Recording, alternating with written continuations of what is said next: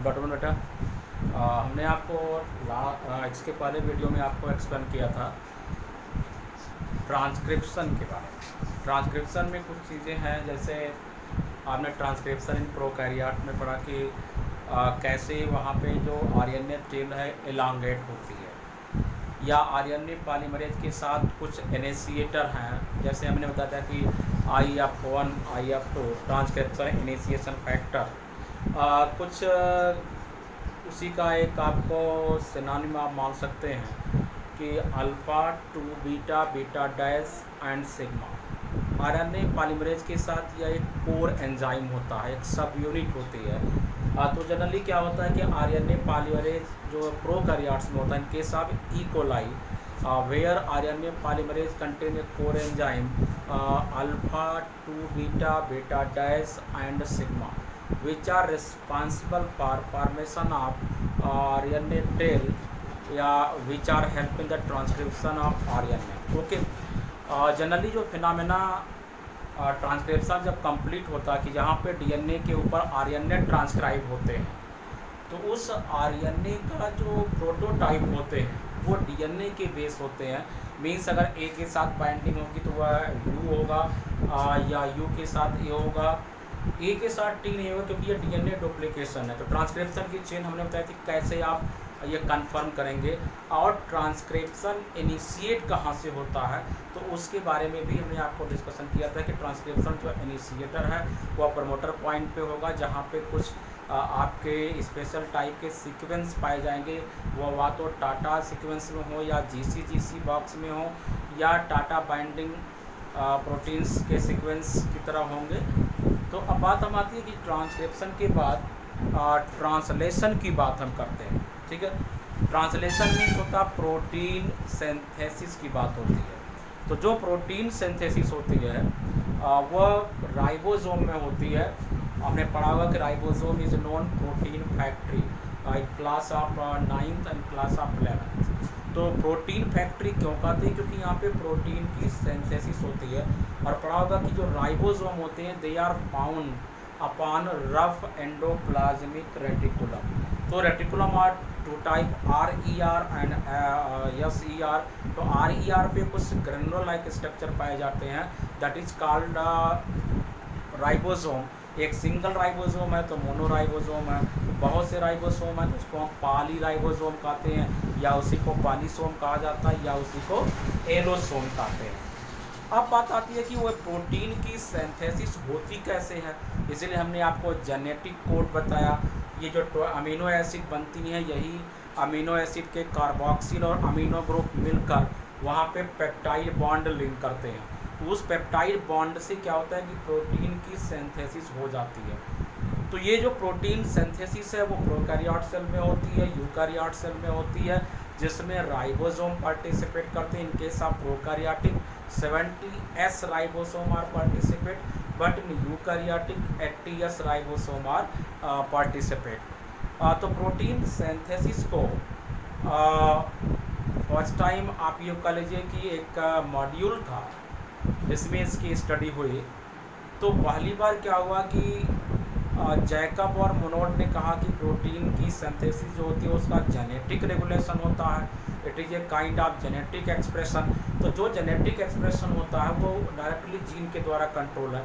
It is also molecular base. हम आपको protein synthesis का मॉलिकुलर बेस जब पढ़ाएंगे in case of like operon model. तो पहले हम समझते हैं ट्रांसलेशन है क्या।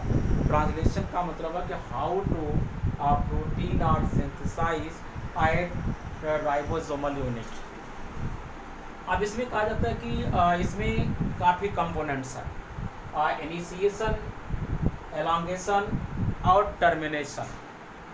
राइबोसोम जो मैच्योर राइबोसोम होते हैं उसमें 2 टर्मिनल होते हैं, 5' to 3'। मैंने आपको पहले बताया कि राइबोसोम क्या होते हैं, उनमें 61 जेनेटिक कोड होते हैं which specify the 20 amino acid. Transfer RNA होता है, transfer RNA contain the 3 amino acid which are nonsense और टर्मिनेशन कोडॉन, जो यहाँ पे यूटिलाइज किए जाएंगे। तो जो प्रोटीन सिंथेसिस है उसको हम स्टार्ट करते हैं कि कैसे यह फेनामिना होता है। तो इनिशिएशन में क्या होता है बेटा कि कुछ पॉइंट्स होते हैं। इनिशिएशन में जब स्टार्ट करते हैं तो पहले कहा जाता है कि एक्टिवेशन ऑफ अमीनो एसिड होगा, एक्टिवेशन ऑफ अमीनो एसिड, ठीक है। तो पहले क्या होगा कि अमीनो एसिड यहाँ पे एक्टिव होंगे। अमीनो एसिड एक्टिव कैसे होंगे, जैसे AA प्लस ATP। अब ये क्या होगा, एंजाइम यहाँ पे होंगे अमीनो एडिनाइलेट के द्वारा क्या होगा कि ये जो अमीनो एसिड होगा AMP और प्लस ये निकल जाएगा ADP प्लस इनऑर्गेनिक फास्फेट। तो जो एडिनोसिन मोनोफॉस्फेट है, adenosine monophosphate it is a kind of secondary messenger molecule या biosignal molecule which are utilize by the messenger RNA for the activation of amino acid. तो protein synthesis की जहाँ तक बात है उसमें हम लोग mRNA का रोल देखेंगे, tRNA का रोल डिस्कस करेंगे और राइबोसोम का डिस्कस करेंगे। तो राइबोसोम को पहले बताया कि ribosome play important role in synthesis of protein. Prokaryote आप पढ़ते हैं तो 70 years आप यूज़ करेंगे, अगर यूकैरियोट पढ़ते हैं तो 80 years आप यूटिलाइज करेंगे। और mRNA carry the genetic code और tRNA का मतलब ये होता है कि they help into the termination of protein chain. तो ये हमने कहा कि एक्टिवेशन ऑफ अमीनो एसिड, तो यहाँ पे अमीनो एसिड की का एक्टिवेशन होता है AA plus ATP amino adenylate या इसी को अमीनो एसाइल फास्फोराइलेट कहते हैं। ये एक्टिवेटेड हो गई amino acid plus AMP plus ADP plus IP। फिर क्या होता है बेटा, कहा था कि charging of tRNA, charging of tRNA कर सकते हैं या चार्जिंग ऑफ अमीनो एसिड कर सकते हैं, क्योंकि अमीनो एसिड पहले चार्ज हो चुकी है इसलिए इसको हम चार्जिंग ऑफ tRNA। क्वेश्चन यहाँ पे पूछा जाता है what is the charging of tRNA। Okay, तो देखिएगा ये हो गया एक्टिवेटेड अमीनो एसिड AMP, ठीक है। इसके साथ एक tRNA लगता है जिसको हम मेट tRNA कहते हैं। इसका नाम है फॉर्माइल मेथियोनिन tRNA, या जो ये tRNA हमने बनाया है ये आप यूज़ करते हैं अमीनो एसाइल tRNA, एक नाम और देते हैं इसको। और प्लस राइबोसोम में ले जाएंगे तो 30S और प्लस 50S। मतलब ये हुआ कि राइबोसोम की 2 यूनिट आप यूज़ करेंगे, जो स्मॉलर यूनिट है वो 30S है, जो लार्जर यूनिट है वह 50S की होगी, ठीक है बेटा। तो अब क्या होगा कि एंजाइम यहाँ पे है अमीनो एसाइल सिंथेटेज। ओके, अब यहाँ पे क्या हुआ कि जो अमीनो एसाइल tRNA है या मेट tRNA है, रिएक्शन जरा देखेंगे, ये जो रिएक्शन जरा ले लगाएंगे प्लस या मेट tRNA ये क्या करता है कि mRNA को एक्टिव कर देता है और यहाँ पे mRNA एक्टिव हो जाता है, ठीक है। जब mRNA एक्टिव हो गया और दोनों यूनिट जुड़ के क्या बनाए 70S। अगर हम यूकैरियोट में होते तो यहाँ पे हम लिखते कि यह 80S, ठीक है। तो अब हम राइबोसोम के बारे में जरा आपको बताते हैं कि ये जो राइबोसोम जहाँ पे अटैच है उस यूनिट को कहा जाता है राइबो मैच्योर mRNA। उसके 2 टर्मिनल होते हैं 5 प्राइम और 3 प्राइम। हमेशा protein synthesis 5 prime to 3 prime होती है। किसी भी mRNA पर लास्ट में एक रीजन पाया जाता है जिसको हम कहते हैं UTR, जिसको हमने यहाँ पे डिस्कस किया है अनट्रांसलेशनल रीजन, जहाँ पर ट्रांसलेशन जाकर अपने आप स्टॉप हो जाता है, उस फिनोमेना को अनट्रांसलेशनल रीजन कहते हैं। तो किसी राइबोसोम को ATP प्लस Mg आयन के द्वारा हम जोड़ते हैं, इसमें 3 साइट होती है, हमने आपको डिस्कस किया है। जो पहली साइट होती है हमने कहा कि यह mRNA बाइंडिंग साइट है, ठीक है। यहाँ पे जो दूसरी साइट है इसको कहा गया P site, P for peptide site, PEPTID peptide site, और A फॉर एक्सेप्टर साइट।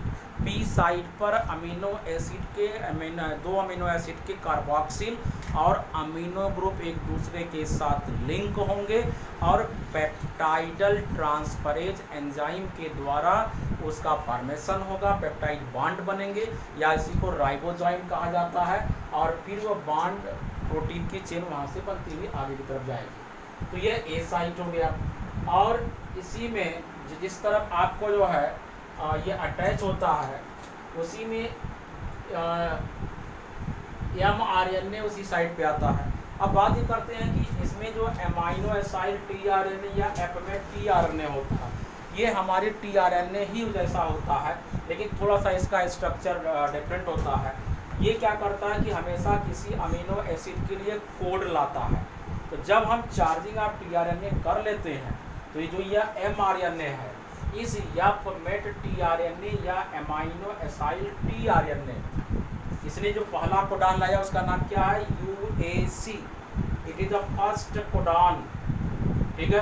अब इस UAC का एडाप्टर जो है वो लेके आएगा कौन? mRNA, क्योंकि mRNA के ऊपर सारे जेनेटिक कोड पाए जाते हैं जिनके नंबर 61 होते हैं। तो 61 जेनेटिक कोड क्या होते हैं? यहाँ पर पाए जाते हैं। अब ये जो tRNA यहाँ पे कैसे आएगा, उसके लिए यहाँ पे एक फैक्टर है, initiation factor 1, initiation IF2, initiation factor 2, GTP guanine triphosphate help in the hydrolysis of phosphate molecule. तो IF2 GTP रिक्वायर्ड करेगी कि ये अमीनो एसाइल tRNA इस एडाप्टर पे आकर जुड़े। तो जैसे ही UAC आता है, UAC का अगर काम आप बॉन्ड बनाएंगे तो UAC का एंटी कोडान होगा AUG, और जो AUG है ये कैरी बाय द mRNA, और यही mRNA क्या करता है बेटा? ये फर्स्ट अमीनो एसिड कोड करता है जिसको हम मेथियोनीन कहते हैं। और ये जो मेथियोनीन होती है ये फर्स्ट अमीनो एसिड होती है जो राइबोसोम में बनती है। तो यहाँ पे कुछ initiation factor IF1, IF2, IF3 ये इनिशिएट करते हैं केवल। इसके बाद हम आते हैं एलॉन्गेशन में। तो एलॉन्गेशन में क्या होता है कि जैसे जैसे mRNA पर जेनेटिक कोड मिलते चले जाते हैं, उस अमीनो एसिड के mRNA के अकॉर्डिंग अमीनो एसाइल tRNA क्या करता है? जेनेटिक कोड लाता चला जाता है। और यहाँ पे कुछ एंजाइम यूज कर रहे हैं EFTUGTP, इनका काम ये होता है फास्फोराइलेशन करना या हाइड्रोलिसिस करना, इनका फंक्शन ये होता है। तो अगर ये प्रोकैरियोट में है तो EFTUGTP यूज करेंगे। अगर ये इन केस ऑफ यूकैरियोट में आप जाएंगे तो ये सिंपल है EFTS हो गया, और ये हो गया बेटा B1 बीटा गामा, ये यहाँ पर रिस्पॉन्सिबल होंगे। लेकिन प्रोकैरियोट्स में क्या होंगे कि एलॉन्गेशन फैक्टर के लिए यहाँ पर EFTUGTP, हमने यहाँ पे इसको 30S 50S लिखा है। आप यूकैरियोट में जाएंगे या 40S हो जाएगा या 60S हो जाएगा। ओके, केवल इतना सा चेंज करना है। एलॉन्गेशन फैक्टर में EFTUGTP ये जुड़ जाएगी तो क्या होगा कि ये अमीनो एसिड इस tRNA के साथ जुड़ती चली जाएगी। जब ये एक अमीनो एसिड दूसरे अमीनो एसिड के कार्बोक्सिल ग्रुप से जुड़ती चली जाएगी तो धीरे धीरे क्या होगा कि ये अमीनो एसिड की चेन इलांगेट हो जाएगी। और जब ये इलांगेट हो जाएगी तो आपको कितनी अमीनो एसिड की प्रोटीन चाहिए ये डिपेंड करता है कि आप इंसुलिन की पॉलीपेप्टाइड चेन A बनाना चाहते हैं तो उसके लिए 25 अमीनो एसिड चाहिए। अगर B बनाना चाहते हैं तो आपको 30 चाहिए। अगर आप C बनाना चाहते हैं तो 35 चाहिए। तो ये जो राइबोसोम होता है, उस राइबोसोम की यूनिट क्या होती है, वो mRNA पे चलती आगे की तरफ चली जाती है। मैंने कहा कि हमेशा ये 5 प्राइम टू 3 प्राइम डायरेक्शन ये मूव करती रहेंगी, और जो mRNA का कोड है उसके अकॉर्डिंग हमेशा एक जेनेटिक कोड ये लाता रहेगा, और अमीनो एसिड का कार्बोक्सिल और अमीनो ग्रुप एक अमीनो एसिड के साथ ये जुड़ते चले जाएंगे by the help of the peptidyl transferase और ribozyme enzyme which help in the formation of peptide bond, और तब ये पी साइड से ट्रांसफर होकर चली जाएगी ए साइड पे, और ए साइड पे एक्सेप्टर साइट होती है। और जब ये चेन इलांगेट हो जाती है तो हम प्रोटीन सिंथेसिस में अगला सीक्वेंस करते हैं कि उसके बाद होता है टर्मिनेशन।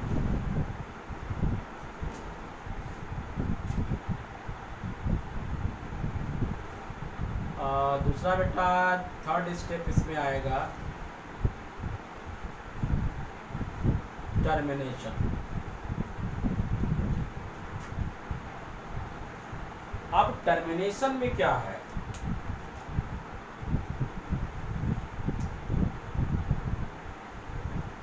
ये राइबोसोम है, mRNA है 5 prime to 3 prime.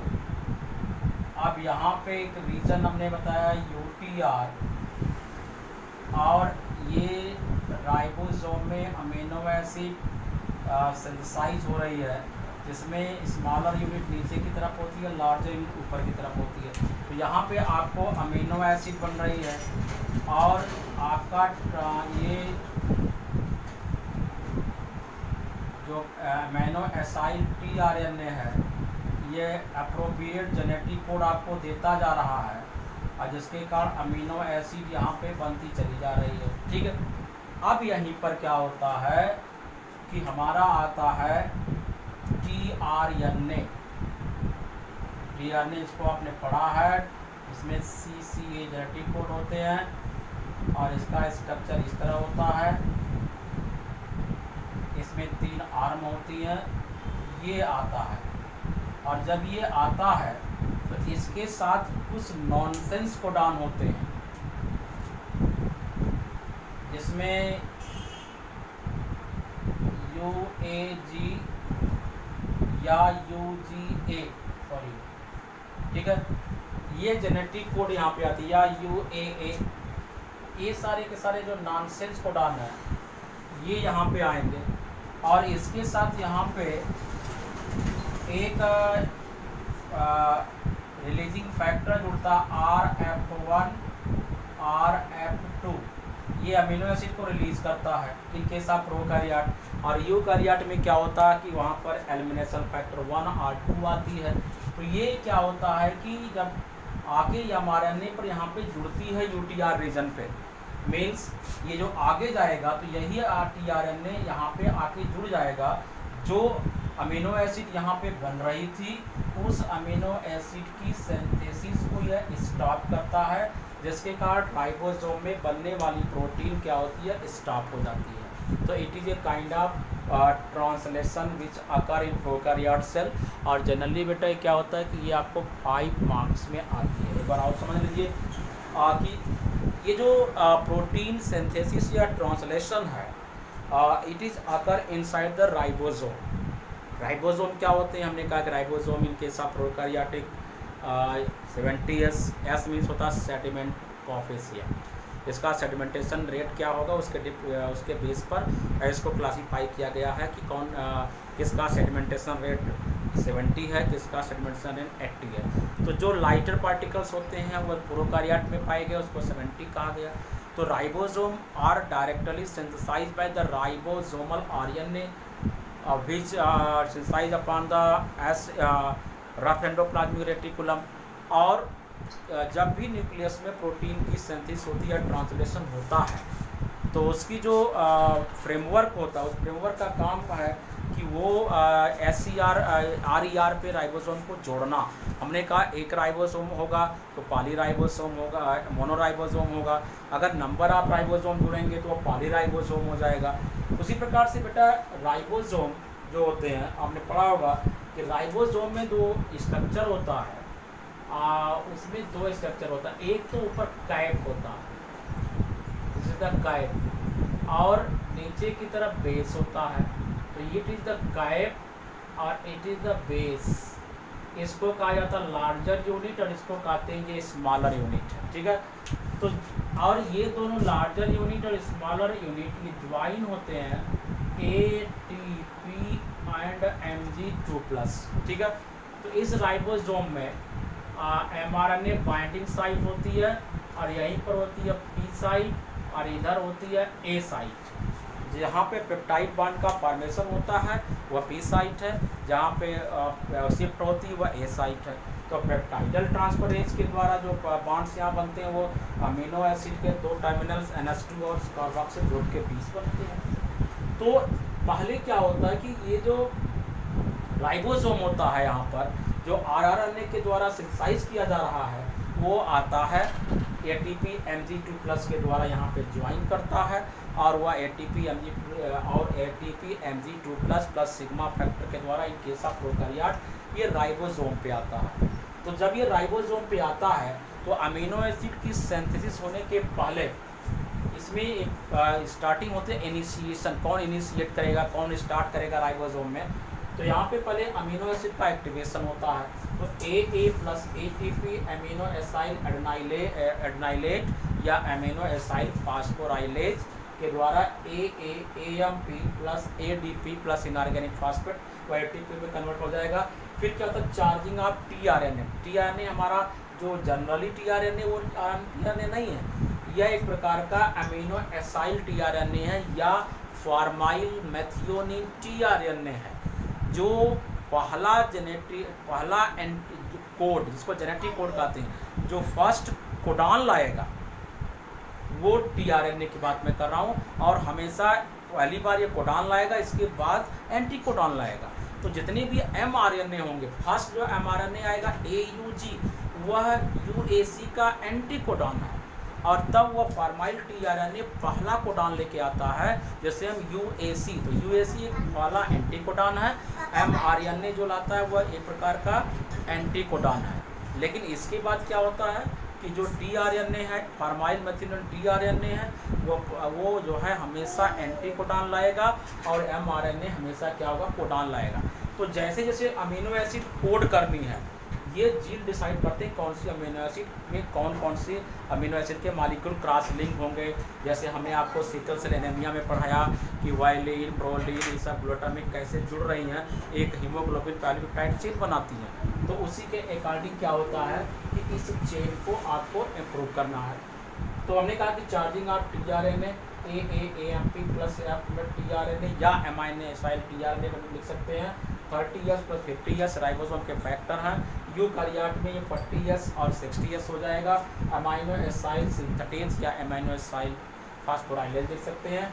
Amino acyl tRNA का बनना हो गया, या फॉर्माइल मेथियोनिन tRNA और mRNA बनाया और प्लस आपको 70S मिल गया। अब यहाँ पे क्या होगा कि देख लीजिए कि ये tRNA यहाँ पे आया, कौन tRNA, अमीनो एसाइल tRNA या यप में tRNA UAC कोडान लेके आया, और mRNA उसका एडाप्टर एंटी कोडान देता है AUG। तो ये हो गया इनिशिएशन फैक्टर, माने ये प्रोटीन अब इनिशिएट हो गई, अब उसकी सिंथेसिस राइबोसोम में स्टार्ट हो जाएगी, ठीक है।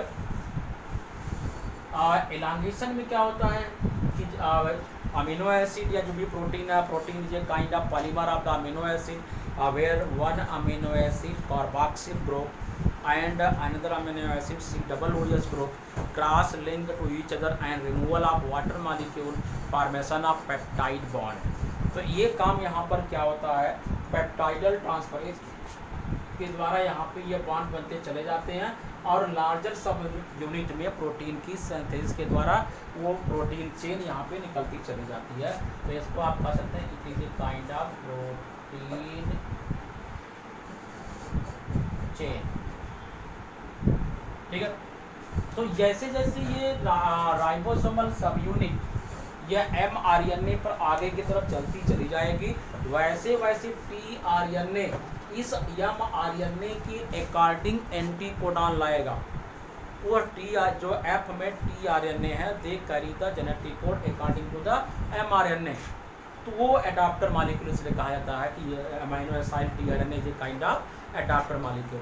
लेकिन जब टर्मिनेशन को होता है तो कुछ रिलीजिंग फैक्टर होते हैं, RF1, RF2 और प्रो यूकैरियोट में ELF1 एलिमिनेशन फैक्टर 1 आता है, वो आता है। और क्या लाता है वो?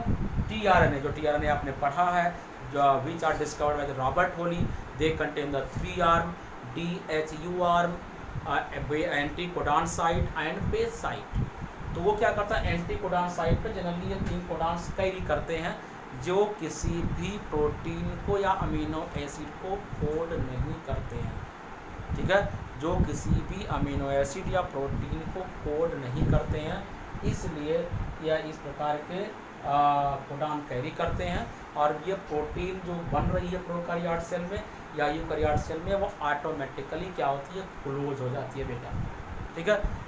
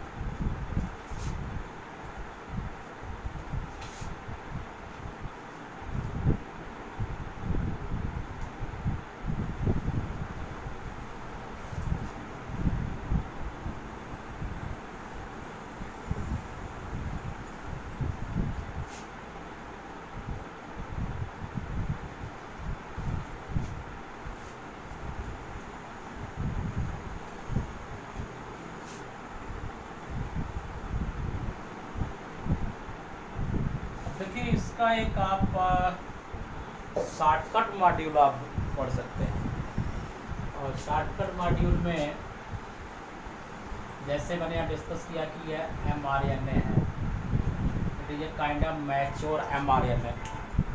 इसमें 2 टर्मिनल हैं, 5 प्राइम टू 3 प्राइम, ठीक है। फिर आप इसको यहाँ लिखिए अटैचमेंट ऑफ राइबोसोम, ठीक है।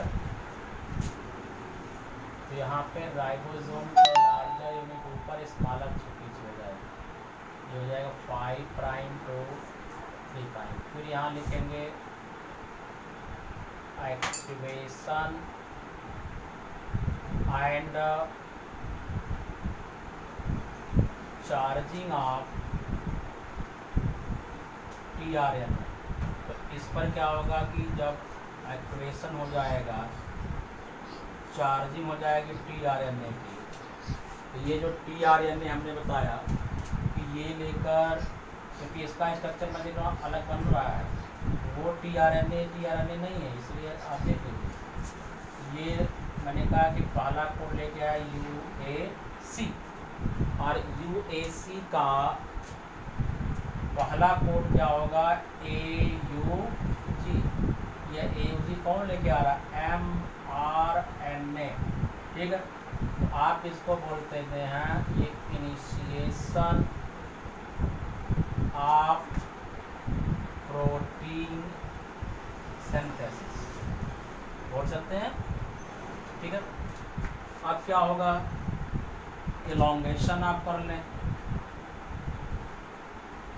इलांगेशन में आप दिखा दीजिए कि जैसे जैसे अमीनो एसिड के मॉलिक्यूल जा रहे हैं, इसके जेनेटिक कोड जा रहे हैं, किसी भी राइबोसोमल यूनिट में 5 प्राइम टू 3 प्राइम, तो ये बन रही है पी साइट है, ये राइबोसोम में बनती चली जा रही है अमीनो एसिड, यह है प्रोटीन चेन, ठीक है। प्रोटीन चेन यहाँ से ए साइड पे आती है, और जो आपका अमीनो एसिड है वो फर्दर प्रोटीन को कोड करता चला जाएगा। इसके बाद आप लिख दीजिए लैमिनेशन या टर्मिनेशन। तो टर्मिनेशन में क्या होगा कि ये प्रोटीन यहाँ से बाहर चली जाएगी, इस राइबोसोम में से ये बाहर चली जाएगी, किसके द्वारा, क्योंकि यहाँ पर राइबोसोम आ चुका है, सॉरी टीआरएनए जो एक्चुअल आपने पढ़ा है डिस्कवर्ड बाय द रॉबर्ट हॉली, वो टीआरएनए एंटीकोडॉन लेके आया, कैरी द एंटीकोडॉन, ठीक है। और फिर ये एक आपको वेन डायग्राम के द्वारा भी आप इसको पढ़ सकते हैं, ठीक है। तो ट्रांसलेशन पे आपको अगर कोई भी स्टेप नहीं समझ में आया तो उसको हम आपको कल रिवाइज कर सकते हैं, नहीं तो कल हम आपको next lac operon model video जरूर देखिएगा। ट्रांसलेशन को स्टेप को देख लेंगे, जहाँ पे नहीं समझ में आया उसको आप फिर क्वेरी करेंगे। ओके।